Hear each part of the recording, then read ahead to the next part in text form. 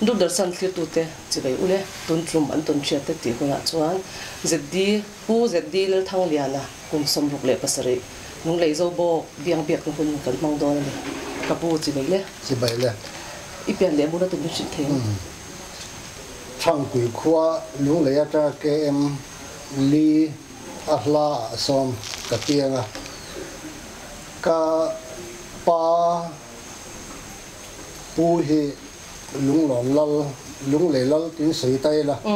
lal chunga za deng ni ro pu li ani mak pa hi nia kanu pa hi khum ti ra ni chumi pa chu lung le pu pi khua ring tu phang sa pu pi khua ta an ho chua lung e ka chang thu sa thu na ta sang khat za ko le pa hi a ni ta khami fa nu pu pa der tu ani kanu hi tin kanu nau hi mi pa pali mi chia par kan vai som kan nia tin hei nu pui nin fa mi pa pakhat le mi chi pakhat nia tu hi pakhat kan nia chu kan chung kom da ani ani le pan lai nun a nge tun khenga iru om reng thil i thei lo ang chi te to ni nei ani nei nuai mai hei ki hi ka van nei nge ka van duai thi teu ne hi ka tong ta me mai a ten kano pan lai hun te ngai tua hen khuna hian kano pan lai hian no pang har ve de mai ka nia ka u sang ka ko samli le paru ka piang te hi ka kom ve ne kum thum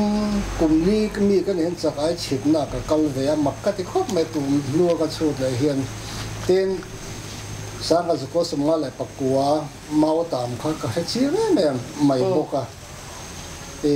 chu wa kano pan lai a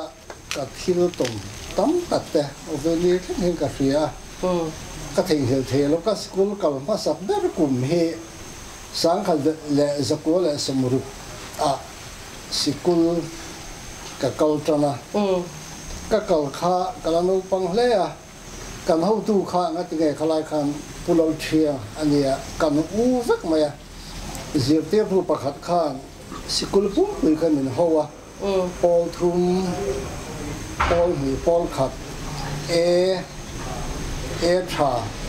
e chia ti ho kha sikul pakhat om kan nia ta chuan kan zir lai hi tu lai hun ngai tu chen chang kang lo khop ma ina ka pi om pi nei vem ti vel te bal pol bel rul pal zol ke bul ngal hol mel du ti vel kha kan zir thina zir tir to pakhat kha ni min kai floi kan hi em thina ten no pan lai in school kan ba na da ya kan kala te zo khwa kan da ne boi ma kha ni ta chuan ram nuai hen kan kala ni lengin lim de mai thian zo hoving kan oma tian chun dai hi kan fruit thina ni kan hun man da ni a ti tu fa kom lem lo a ten chu ba ka chuan in khol te lem ti te sipai lem tran te kan na ani mai a tian chun no pan lai huna kha kan mang na se em thina lung leng ka thian beng te zi nga mi pakhat chu ka school ka tron ania ten thi teu na hi kan pu chong tlu nga thi ta khan thi teu na ka nga ati ti nang ai ka nga zo ka tia vai khat thing ku nga ka ta fit som le pa riat bor vela sa nga ning ka reng no pang te kan nia tam hu no oi kan kum thang ania thang pu lal in ni kum thang ania ti ser fang kung buk de ma ser fang kung a sing ka zu tla ka ta tlang ka lum zui le a thi ngai tu ra min ngai ka thi lawa ten sang a ko som ruk le pariat a khan no pang a kan nia konga lung kan lo re ma sipai lo kala kan tan chia min ka an tu ma lam ve la hi min ka lo na kha sinai lo lo ta min ka tu mo ka ding lo ya min ka ta lo wa thi ka pum pe la tên sáng cái dịch vụ sum sari lệ pa khata khan cú thần môi à tùy lão mà cho mi dùng chuan cái rồi thế cần cal về cho phun pe in atlak na mat li mat suat che em mai khan lung ti hian oma lai khan azong ho kan lo thua katling tha ka ke chu liam vek to omila chuan tlai la chun thi nge nge tur ka nia kan u ton ve la mora lo oma ka chi pa min lo ka ya ka tla hum ta lo wa ka lau khop mai ka ho vang vanga chu min nuwa sang kha zikwa som riat le pa nga kuma khan high school la ka thok to ta chuan kan dar thum ba nge thin thupui lo turin tlonga ka han ka la tlong ta ra ku nga sang khop maya ka lo na tia achor ka bal tur kha katla ta ka va nei khop maya atanga kha ti hen khan kuaya cho ta chuan kain kuai ta nga ma se ka ban tha kha min zo sia lo ka tla le ta an nuai thing bu ka ta nga ta chuan vok pui ro ru hling mun nia ka thama a him takin khami thing bu ka khan ka ta nga zoin atanga ka man phaya ka chuka ka hima ten college kan kalve to lai hian sang kha zakro sim sarile pakwa khan sil char boya lung le college sa kan kala a boy wang khan school po college po sin som theine lawa lo ke ma polin nei ve rim ka chak ka te lo ka va ta ka nei ve ka la va thiam te chiam lowa thanem ka ngai ve a lo mong ka tana thing kung sang de mai kha ho do na ro tha ka tia ka da darli ka ho do nin khu thim te to ka han lo na thi lo thota min soi na sa khop mai ka lau dio ma se ro lo su ka te thing zi nei sang de kha ne a zi lai ka ten ka sat chu ma arum them ta vak mai ti khan với thun min sẹp na cắt lá mà sẽ ăn nuôi thỉnh hay tiếng bắn buôn tiệt về là khang cái ngồi ta là lại là chun ăn nuôi kha mau zoom bui thì cắn sa chum na khang la tur cái này ta chun bát thiên thì min san him boka tên quan nu vô biết cái bộ yang ở đâu để tụt rồi chú ivan này thế cái van này việc sáng khăn giặc quá sum quá lẹนี่หรอสังทีแหละป่าเรียกอาคารกันมอเตอร์ก็จะสวนปกะไอเดนสวนลิมกันเนี่ยสปอร์ติ้งสุดาตัวนั้นทุ่มลุยบอลสุดกันกันละข้ามีจุ่มข้ามาคุกมาเอกันสตาร์ตะค่ะอันนู้เราวิ่งกันเรียอันนู้นหนึ่งเว้ยหนึ่งเราอันเลี้ยงตาฟักนั่นหนึ่งเลยที่สิเป็นข้างอาซอนมินตับเสียมีกระสุนโดนกระเสียเบรกกระปะสอดต่อเสียแล้ววะอินกงสักละมาดอร์ค่ะกระสุวะตาจนมอเตอร์ค่ะแต่เราโน่นมีขุดตามีฉีนตากันเห็นที่พี่เจ้าทางอาคารตับเดือดรู้จึงเห็นผู้เรียนที่ละดำเนินมินเตียดำเนินกเตียกวาดชัวกะมาคุกไม่ต่างกันเราชินนะพวกกันเลยก็ท่าพวกขุ่นพวกเราวะตีขันกระชัวกระซานซานในมือหินลำลงมินเตียซานนะพอทัดตะกินกับมือหินกุนเฟียเตียนชนประเทศนี่มันสันหิมะเต็งไตฟอดคอสิกและมาลาเรียอินก็เอามาดำโดอินะขัดก็เอามาด็อกเตอร์ให้ดำลงวังมินเตียมาเสพเทียนซาร์ก็ถ้าเวลาดำโดยังจะกินกัดชัวก็อินากินเอ็นคนละกัดดำมาที่ชวนให้ตัวนั้นให้ก็เก๋ให้มินใจนะอะไรดำลงวะให้ไรก็คูบรู้จึงละมาเห็นกลัวลงว่ากดลังสักให้มีสูงปุ๋ยเทียดเวลเห็นยังด็อกเตอร์เขาข้านตั้งไอ้นั่นใช่เราก็แค่รู้เห็นละอันเบลล่าที่ชวนอังไงพวกน้องเลย Calcutta min refara ti chun ABC natna antia chu mi van doi bi te mi tlem te idan vei ang chi ni antia kumi amri a kwan min refar le kan sukala min zai le ka honga min zai tuk le min release an tu ma ka du lo ma se min release ta thawa an lo ti sual de lo ni ra nang ga ho ti kan min rila ai zol kan khenga dam doi na ebenezer kan lut le ka bleeding re thei ta lawa ana supply kan ni khatai hian ml zanga le som hi te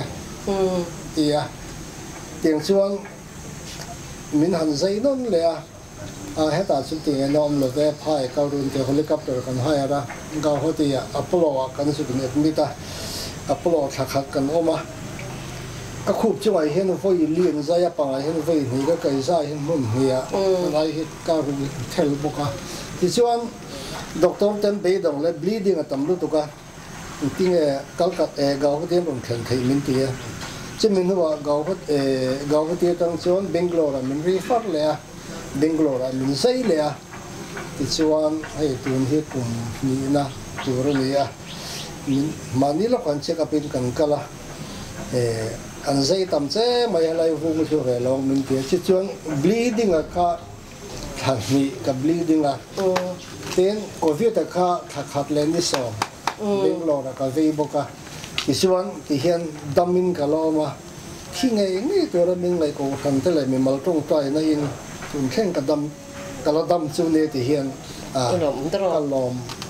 ka som na ka tiang chuan khi nei hi ka pel tam khop maya chu lo ko tam ta ko ma sei sen no chu ka khiat reng ka thei ngel thei lo thil tam ta zinga me ne headmaster pension lai ne i le khazir chau dan man lai ka chuan ke te pawin lo kan sak thei ni mo tin tun ang lai chuan mihring kan nuam sa to a in hun lai a headmaster tun pension lai ni thei tu chuan in zir ben angai do na enting i le khazir chau dan min chit thei mi te anga le khazir dan han sui tham hi ka nei lo ka te mi te chun be na sa ki chu tiang ang lu tu kan be vak le film po hi ka tuar loving ka fe kan u nau ziang kan u ta ho chu shia man tuar na sai mai ma kan u te ho chu mi ina te no ma nan thoka te ring takin ke di chu mani in chung lu ma tengin high school kan zova ti mai ang khoi high school chui kan zobok high school a ko theng ka kala te ri ta tengin Paul Song ka zova te ri te ro chu lagin kan kal thina for lai chung hei zobok ka tengin ke som bor vel ne na ni liap kan khuma kan hu de vek zel ne tiang chuan thian za ho kan kal thina sa ka zgo sum sare pakwa chine boya chuan lungle government college PU second year zoma hei tun thaka ni chine min zo zok mai thil riat reng ti zinga pakhat ning ka ria le kha zirve ka du sia khalai kha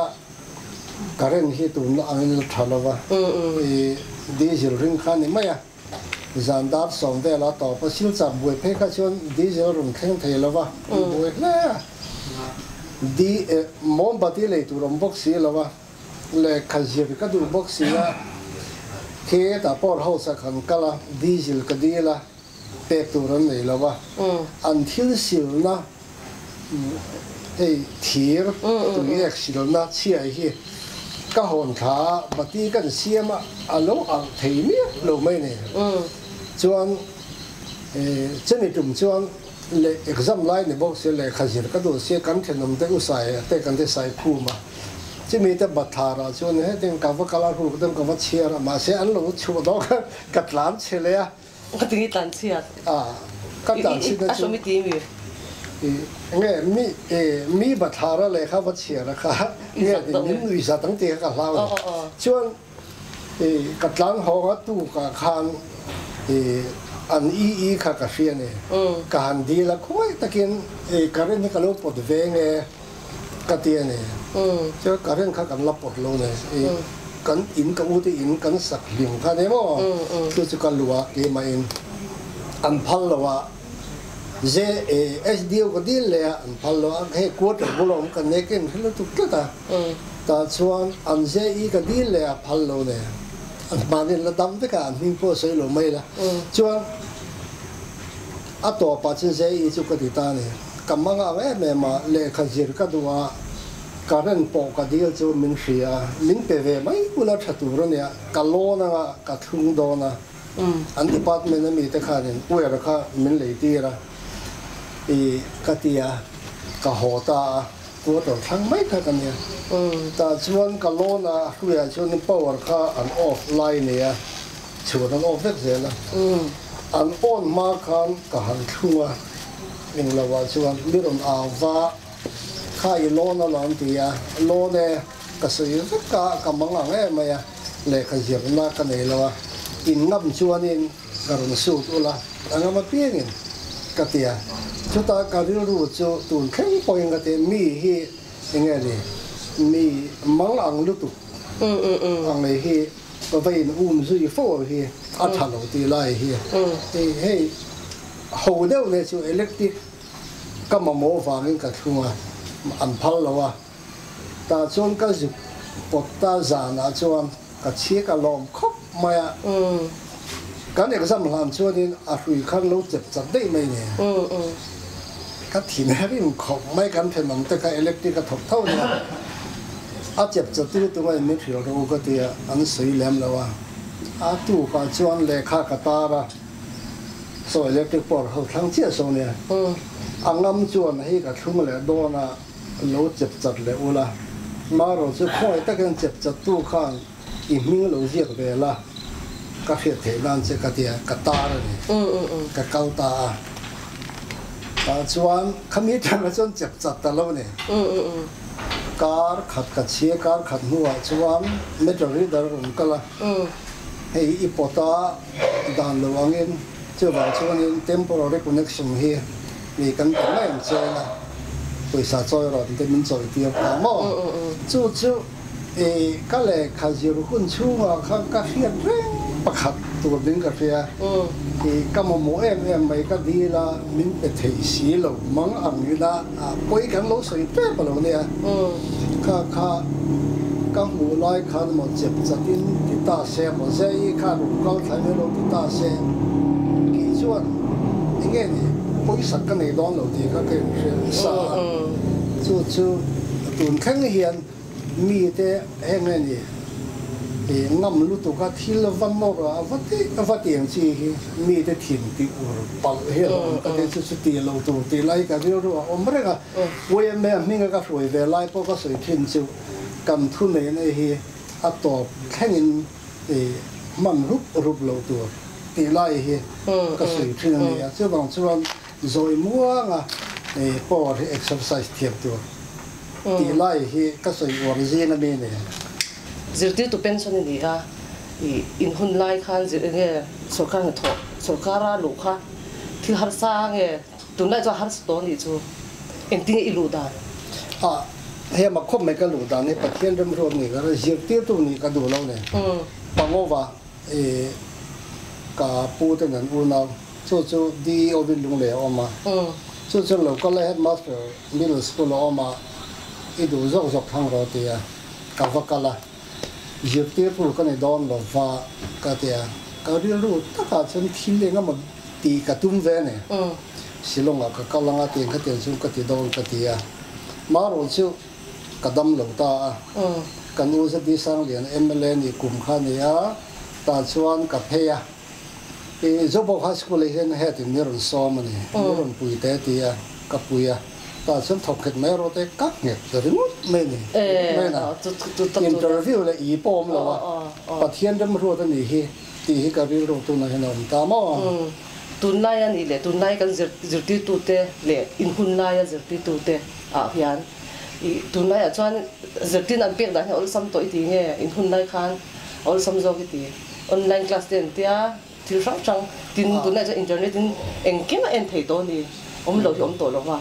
tunai zirtina hianin no pangin man son zo I ti nge in hun lai khan no pangin man son zo I ti sui thiam har khop me tam tak lai chun man lai kha a that no ma amaro chu hei effect me electronic thila tam to a ke ni ho chu tem chung kan thing tang deuh ta ne ti chuan no panga po hian ka mu da na chuan ti ve ni le la kan thol him chun no pang ho hian zir te tu za na te poi sak na te anunga atu nai tial tiala te tu nai mi hian zir te tu za na point la cham ta ka tia ten enge environment wang hinge nianga ti ka ri ro a oma tu nai po hian no pang hi an tang ta lo de ben man lai kan pluk la ben mo ti lai kha chan chu har sat nei min nor kal kan klem ta empty kha ka ri ro oma ten kum som hi le pariat vel ka ni hian high school ka lu tin ka ria kum som thum le paru ka sar di sa kan thau pui tem thai me ma achievement te chiu kan nei lem lo ma ro chu zobo high school som ro la pakwa din ni a top 10 a hian pakhat kan hlang kai to distinction hi ka zia ta ka ma ro chu ka soi mai the lo wa distinction hi kan nei nu ma ya chim la ma chu school tha an soi ve thin government a chu na ni a kan tho ho na tha hian school tha hi saving ka ria ten kan school hin zu in le tiang ang hi kan ngai lo wa tu khen tu na kan local council chairman khi hindi are lo te rom thok ve ni po khi fin ka ringa chu kan achievement na thap na chan ning ka ria ten keima subject bi ka chuan pathian za ra hian ka subject lot angai hi chuan no pangte na tang pin ni anti travetin ti khani mai sela mo ani discipline chung cha ga hian man lai mi nge tu lai mi tha tu lai nge tu discipline ai hian hei ka soi war pakhat ania zir tir tu te hi tu lai chuan mi tam ta kan that lai hiam thamang lo discipline ken ko pe mang lo hi ti chan hi an am zo wa in chene ka ngai poi mo zir tir tu te kan ni chuan kan dress hi kan u luk tur ne ti sat me mai ha khi a thalawa ten in chena ai hian top lo tu le enga mo hi a thalo ko tia he khop a po hian the fra mi chuan in mi puan thi khong chi te le nga mo street boy de ku chi lo fan mi la ki ma du dan chu ne ten chu ba ka chuan self fight de na in che ti fan mi la ti lai hi kan lai poi mo pakhat chu ne tu ani tu lai zur lai te a cha du in nen zir lai te hi ka real ruwa om verin thi na chu tak ti tak na hian tum nei zir sela se om hi tu soi ta mai me la ne chapo na wang college ka gal chung khan ka college tu na ka fa thau hu tan ka tia ka da tha ne college ka gal chung khan ka expenditure income tam zo chu me om che chu ke ma an college ka chung te poisa thon kha ka bitu ka ne tha khak ka dai tu ra kha ti za chu ne ro se ka tia chu ba me ro thon chu ka ma mo lo ka tia ma se abak ke ma ka ngai tu ne ka ji ka ti za ti ka la lu ta ti za tha tin len ka som me le na zong ka ji tu na ka la kol ka ne chu ne ji na nên trong cái này thì mà tiền cho nên sẽ ông tua rồi sẽ mà đi in tiền ông tua cắn là thề vàng thì là vì mà đi in tiền ông tua chưa chân bùi kín là mình xem cho nên cho tuần lai sẽ lai tắm ta khâu thì cho chân tung tỏ là cái chung té thọ chùa sa đến cái ta gì đấy mà đồn ta họ mình cho mà sẽ ông này hiện thì lo kín là mình về thì lai thì sẽ cái đúng khóc mà à tóm lắm cái nó hệ đồn tóm à rồi tóm biết là ta i Bible trang đủ biết cái Bible trang đủ chiếu cái sam năm bao giờ là sầm thum là bạc quả na thì cái đủ biết là lái rồi chứ đủ cái ngà lúc đủ cái anh nói ông biết mình không nói thật tất nhiên kìa chúng là vẫn nói mà lâu tâm là lâu thì sẽ dễ làm chứ thì bao cái lò này